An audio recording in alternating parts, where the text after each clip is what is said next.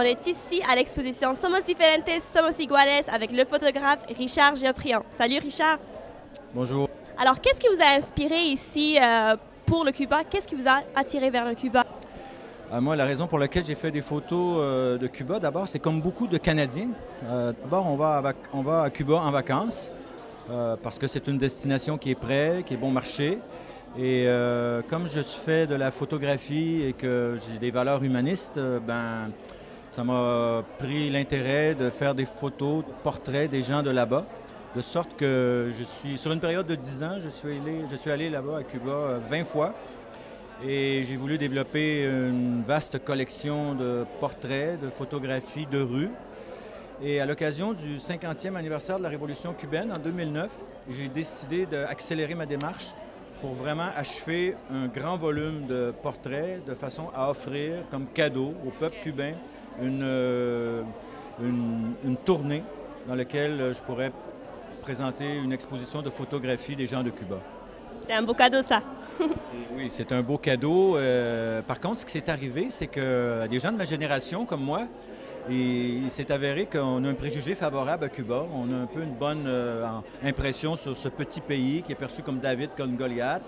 Et j'ai adopté, en fait, on adopte Cuba comme une petite sœur communiste qui vit sur les tropiques. Et on se dit que ça va être mieux que sa cousine dans les goulags de Russie.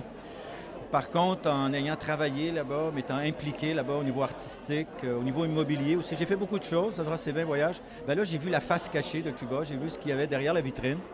De sorte que, suite à ces voyages et cette tournée que j'ai faite à Cuba, j'ai choisi d'écrire des textes. Des textes dans lesquels j'ai décidé d'expliquer ce que j'avais vu. Alors, d'une façon ethnographique, l'exposition qu'on peut voir ici, il y a des photos, bien sûr, mais il y a aussi une série de textes qui décrivent la vie à Cuba sous différents aspects, la vie à la famille, le transport, l'école, l'éducation, la religion, la loterie, toutes sortes d'aspects que finalement les personnes qui vont dans les hôtels tout inclus ne peuvent pas nécessairement voir d'un premier regard. Mais les photographies sont, comme je dirais, la partie esthétique de l'événement, mais les textes sont vraiment en marge. Les textes viennent souligner des traits de société où j'explique ce qui arrive sur différents aspects comme le transport, je disais, les hôpitaux, l'éducation, la famille. Mais les photos, elles, ne sont seulement que des portraits en plan rapproché de ces personnes que j'ai voulu présenter avec dignité et beauté. Si vous regardez les photos, vous ne pourrez pas vraiment savoir si c'est des gens plus à l'aise, moins à l'aise. Vous ne pourrez pas vraiment savoir c'est quoi leur métier. L'idée, c'est de tous les mettre sur le même pied. C'est pour ça que c'est Somos Iguales. J'essaie de les mettre tous égales dans leur beauté, leur dignité. Donc, il n'y a pas vraiment de rapport entre les textes. Dans la séquence des choses, par contre, on a fait les photos d'abord et après les textes. J'aime beaucoup dans vos photographes comment vous avez vraiment démontré les gens tels qu'ils sont. Ils sont heureux, ils sont ou malheureux dans le fond, mais c'est vraiment le portrait de la personne et non pas, mettons, essayer de montrer une pauvreté ou une vie difficile, même si c'est vraiment le cas. Est-ce que vous avez fait exprès ou ça s'est passé naturellement pour vous? J'ai vraiment choisi de montrer la beauté et la dignité d'abord. J'ai vraiment exclu tout ce qui pouvait être misère, déchéance, décadence, parce que c'est facile de faire ça. C'est pour ça que si vous regardez les photos, ce sont des photos en plan rapproché, où le décor est relativement absent. Et ce qui est important, c'est comme des scènes hyper réalistes. C'est un visage, c'est un paysage, c'est un regard, et ça se limite à ça. Au niveau technique, j'ai choisi de photographier avec des lentilles normales. Des lentilles normales et des grands angulaires. Je ne travaillais pas avec des lentilles téléphoto, de sorte que quand je photographiais mes sujets, j'étais à peu près à la même distance que vous. Okay. Donc, on est en communion avec le modèle.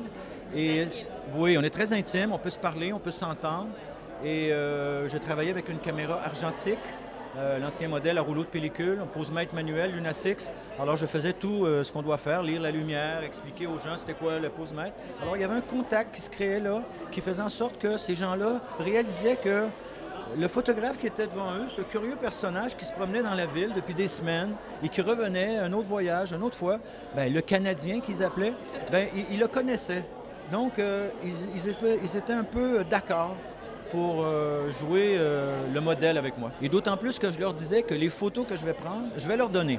Alors évidemment, ils ne me croyaient pas parce qu'ils pensaient que c'était encore une autre promesse d'un touriste qui ne reviendra pas, mais je l'ai fait. Alors, toutes les photos que vous voyez ici, je les ai imprimées, je les ai exposées là-bas. Et ce qui était entendu avec tous les directeurs de galerie, c'est que tous les modèles qui étaient exposés sur les murs avaient une photo pour eux qui les attendait.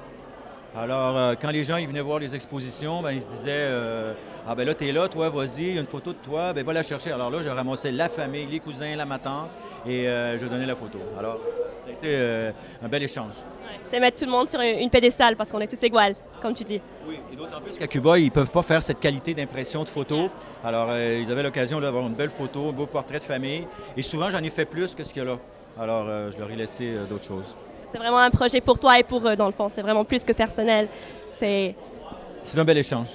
un très bel échange. Merci beaucoup, Richard. Ça fait plaisir.